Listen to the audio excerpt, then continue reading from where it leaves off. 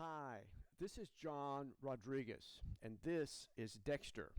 Today's memory video is about the Reverend Jesse Jackson, who recently passed away. I actually have two memories of an encounter with Jesse Jackson. The first one was in 1989 in the summer.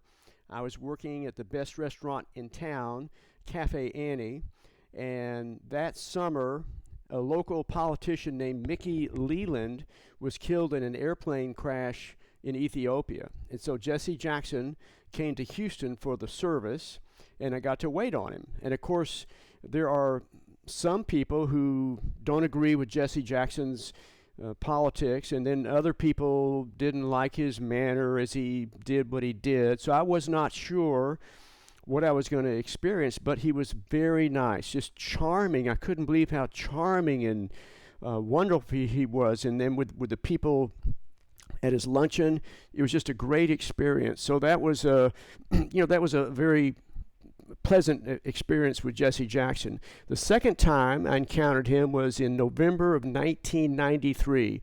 At that time, I was full-time doing neuromuscular therapy, and my therapy friend, Sharon Stewart, who's been a family friend for decades, she became the therapist for heavyweight champion Evander Holyfield. So I got to go to several boxing matches, and back then, we didn't have MMA or UFC, so the heavyweight matches were just a magical moment. The intensity and the excitement is just hard to imagine. And of course, all the celebrities and all that. With this particular match in November 1993 at Caesars Palace in Las Vegas, the opponent was Riddick Bowe.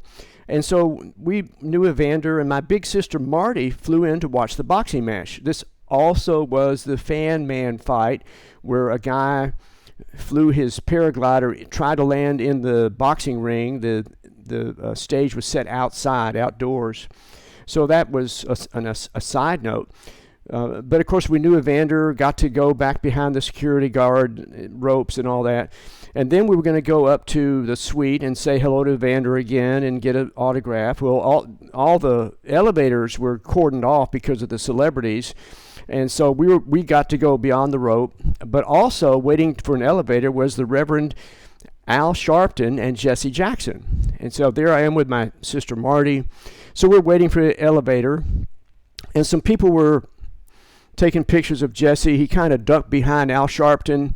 And my big sister Marty, she grabbed Jesse Jackson's elbow and said, "You can run, but you can't hide."